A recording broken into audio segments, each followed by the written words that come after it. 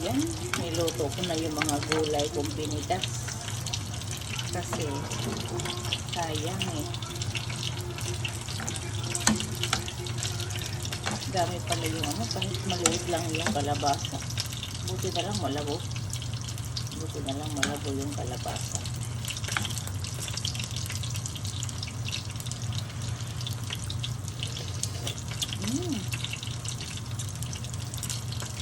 Okra. Ito kasi yung madaming okra. Hindi ko nilalagyan ng ampalaya kasi papapait. Hindi kasi nakait siya ka ng ampalaya.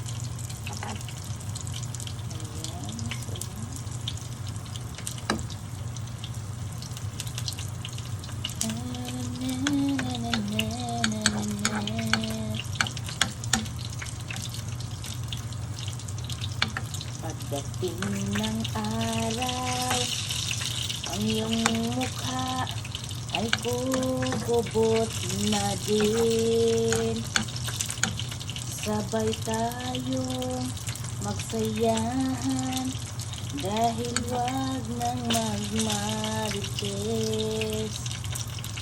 Nakuha mo ba kaya ako'y bigin mo na?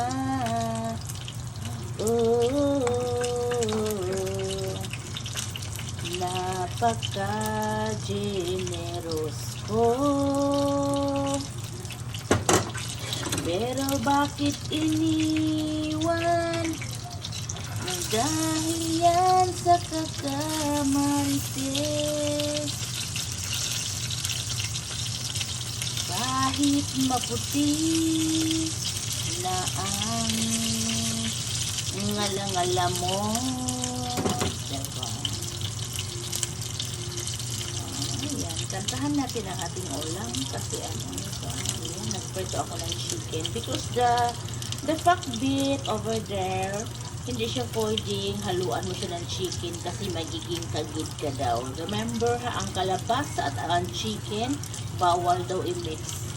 I-mix, Bisaya talaga. Bawal daw ihalo yan, kaya baboy ang aking hiniwa. Kasi makakagid dyan.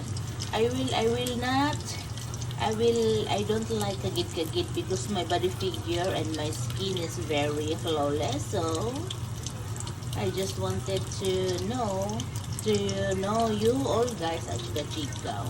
Basta alam nyo na yan, the kalabasa and the chicken is not dedicating over there because the skin is very not good. So ngayon, malapit na siya. Madaming mantika. Very many oil. So hindi pa malambot ang aking okra. The kalabasa and the ano is very smooth na over there. So I will hinahina the lights on and then halo-halo konti. Ayoko siyang masyadong kain kasi ang labo. Grabe ang labo nung ano. Malabo, alam mo yung malabo guys? Malabo, basta yung malabo. Ano ba? Yung fofo. Ang ano kalabasa. Very, ang sarap. Ang labo. Malabo siya. Ewan ko anong Tagalog yung malabo. Basta malabo. Malabo siya.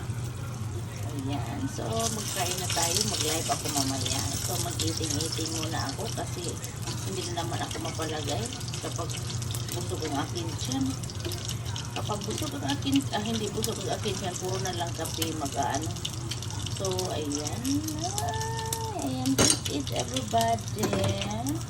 Let's eat over there. Okay. Thank you.